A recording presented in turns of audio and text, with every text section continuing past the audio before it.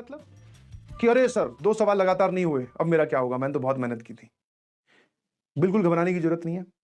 Panic की situation generally बाहर कहीं से नहीं आती है, हम ही उसको डेवलप करते हैं। ठीक है, अगर आपसे सवाल नहीं सॉल्व हुए, पैनिक करने की जरूरत नहीं है। 75 सवाल है भाई, 75 करने हैं ना, 90 सवाल है, डर काहे रहे हो? और ढूंढो, वो वाले ढूंढो जो आपसे हो जाए। तो मतलब ध्यान रखिएगा please, paper attempting is just like take off. समझ पा रहे हो नहीं समझ पा रहे? ये मैंने एक प्लेन बनाया छोटा सा, ठीक है, जस्ट लाइक टेक ऑफ।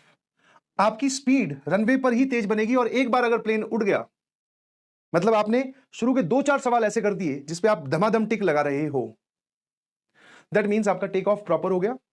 अब ऊपर फ्लाइट में जाकर थोड़ी बहुत ट्रबुलेंस आएगी, क्योंकि बोलते हैं ना, हाँ एक सवाल आया, ओ सर ये थोड़ा सा डर लग रहा है, कोई बात नहीं, छोड़ दो उसको। ऑलवेज रिमेंबर, पेपर में किस मार्क्स के या किस सवाल के कितने मार्क्स हैं वो आप सभी लोग जानते हो। आपने डिफिकल्ट वाला अटेम्प्ट किया, आपको ज्यादा मार्क्स मिलेंगे, ऐसा कुछ नहीं है। आसान सवाल ढूंढिए, और ऐसा बिल्कुल मत कीजिए जैसे जितने लोगों से बात हुई है कि पहले पूरी फिजिक्स, फिर पूरी केमिस्ट्री, फिर पूरी मैथमेटिक्स। ये स्ट्रेटेजी, यस बेटा, दिस इज 100% रॉन्ग। हाँ, पहले फिजिक्स में एंट्री लो, कोई बात नहीं, इसके सर 2 या 3 सवाल या 3 या 4 क्वेश्चन, अगर फिजिक्स आपकी फेवरेट है तो 4 से लेकर 5 सवाल क्वेश्चन सॉल्व करके एग्जिट ले लो, फिर यहां एंट्री लो। इसके भी सर 4 से लेकर 5 सवाल क्वेश्चन सॉल्व करके यहां से एग्जिट ले लो, फिर आप यहां से एंट्री लो इसके अंदर। मैथ्स में हो सकता है ऐसे अमाउंट आपको कम मिले, बट हां मिलेंगे। इसमें भी आप 2 से 3 सवाल सही करके फिर यहां से एग्जिट ले लो, फिर वापस फिजिक्स में चले जाओ। आप फिजिक्स में ही घूम रहे हो 1 घंटे तक, फिर केमिस्ट्री में 1 घंटे तक, तो ये आपकी खराब हो जाएगी। समझ में आया? हाँ। आसान सवाल देखकर नहीं पता चलते, मैक्सिमम तो देख के ही पता चल जाते हैं, बट हाँ, जो आपके टॉपिक से हैं, जो आपका वीक पार्ट है, सॉरी स्ट्रॉन्ग पार्ट है, जिसके क्वेश्चंस करना आपको अच्छा लगता है, वो आपके लिए आसान सवाल है। जाओ देखो, बड़ा सवाल, हाँ यार ये तो कर सकता हूं।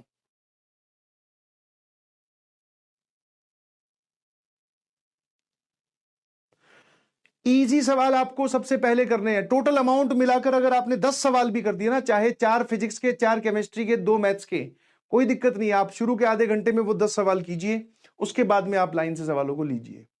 प्लीज ऐसा मत कीजिए कि पहले ही फिजिक्स में घूमे जा रहे हैं, लगे हुए हैं आंसर निकाल के छोड़ूंगा। नहीं भाई, ये एटीट्यूड छोड़ दीजिए, बिलीव मी आपके नंबर ज्यादा आएंगे। ठीक है, इसमें भी आसान सवाल होते हैं, आप वहां तक पहुंच ही नहीं पाते। समझ में आया? प्रॉमिस कीजिए कि आपको एक एक सवाल पता हो कि कौन सा कहां रखा हुआ है, कौन सा आसान सवाल है जिसको मैं छोड़ूंगा ही नहीं या छोड़ूंगी ही नहीं। ये अगर आप अपने बिहेवियर में ले आए तो आपके नंबर सिग्निफिकेंटली बढ़ जाएंगे बेटा।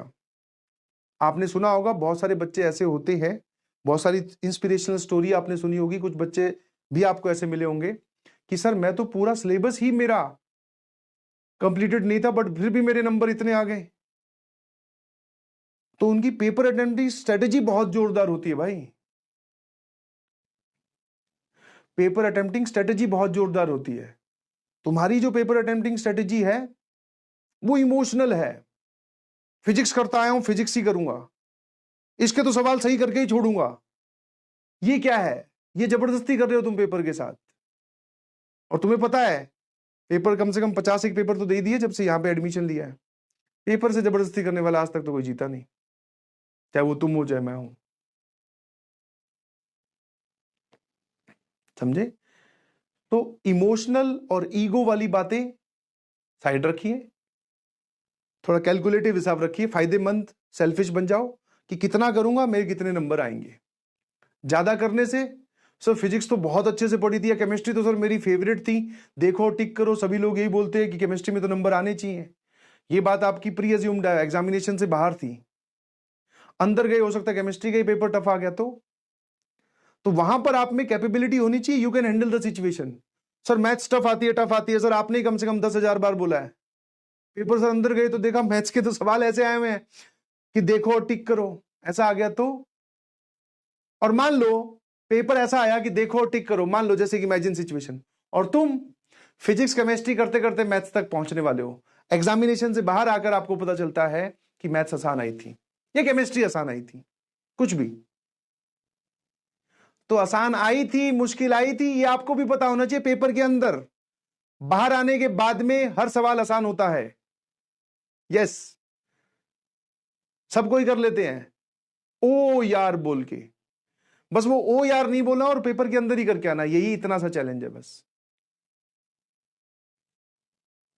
तो अपनी प्री अज्यूम चीजों को पेपर में, हाँ ये हमारा एक्सपीरियंस में काम आता है सर, कि मैथ्स डिफिकल्ट आ रही है, केमिस्ट्री फिजिक्स आसान आ रही है, स्कोरिंग आ रही है, हम नंबर ला सकते हैं, ये हमारे प्री अज्यूम्ड फैक्टर्स हमारे काम आते हैं।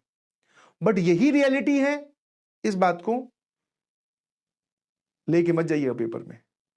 मान लो मैथ्स की आसान पेपर डाला हो तो इस बार, मुझे भी नहीं पता, और डाला हो तो सर हो तो क्या है, वो हमारा तो रह जाएगा। फिर भी बाहर आके आप निकलो एग्जामिनेशन, बाकी लोग बात कर रहे होंगे, अरे भाई मैथ्स के इस बार देखे तूने कितने आसान सवाल आए। जेईई एडवांस का 2017 का जो लोग पेपर देने गए थे उनको ये बात नहीं पता थी, एडवांस की बात कर रहा हूं, बट आया ना, तो there is a possibility. Yes, paper आपका पूरा देखा हो, आपको पता हो कि कौन सा सवाल कहां पर है, किसको कब किल करना है, ये सब सारी बातें आपको मदद करती हैं बेटा, ठीक है। और पेपर में अगर आप पैनिक होते हो, कुछ नहीं, आंखें बंद कीजिए, अपने गुरुजनों की बातें याद कीजिए, माता पिता का चेहरा याद कीजिए, ठीक है। पानी अगर लेके गए हो साथ में तो पानी पीजिए, एक बार वॉशरूम या टॉयलेट का अगर चक्कर अलाउड हो तो वहां लगा के आओ, अपने आप को समझाओ, क्योंकि और कोई समझाने नहीं आ सकता वहां। और बाकी दुनिया तो चाहती ही है कि पैनिक हो जाओ तुम। मतलब तुम अगर एज एन इंडिविजुअल आइडेंटिटी बात करो, दूसरे से पूछो, तो वो ये अपने मुंह से बोल के नहीं चाहेगा, ऐसे नहीं बोलेगा कि अच्छा तेरा पैनिक हो जाए, तेरा खराब हो जाए, बट उसको तेरे पैनिक होने से कोई मतलब भी नहीं है, नहीं समझे। हाँ, तो अपने आप को ही समझाना कि नहीं, अभी भी इस पेपर में चाहे सबसे डिफिकल्ट पेपर आए, मैं एक और वर्स्ट केस सिनेरियो बोलता हूं, आज तक की हिस्ट्री का सबसे डिफिकल्ट पेपर आए, तब भी आप मैथ्स में 10 सवाल सही करके आ सकते हो। 15 डिफिकल्ट डाल देगा, 10 तो होंगे अभी भी सर। 10 10 10 40 थी 120, नहीं समझे, ये है खेल। और अब आने वाले दिनों में बहुत अच्छे से रिवीजन कीजिए, आए ना, बहुत जल्दी आपसे मुलाकात होगी, फिर हम मिलेंगे, फिर से लाइव सेशंस लेंगे, ठीक है, फिर आगे की जर्नी स्टार्ट करेंगे। But yes, this time is very important, जुट जाइए, लग जाइए, किसी के बारे में कुछ मत सोचिए, क्योंकि जब भविष्य बदलता है तो वो बता के नहीं बदलता कि अरे भाई तेरे अच्छे दिन आने वाले हैं, तू अभी सेलेक्ट होने वाला है, ऐसा कोई बता के नहीं जाएगा, वो अचानक से आ जाएगा सर, बस हम मेहनत करते रहे, ठीक है जी। चलिए, thank you so much, love you all, bye bye, बहुत जल्द फिर मुलाकात होगी, thank you so much, bye bye बेटा।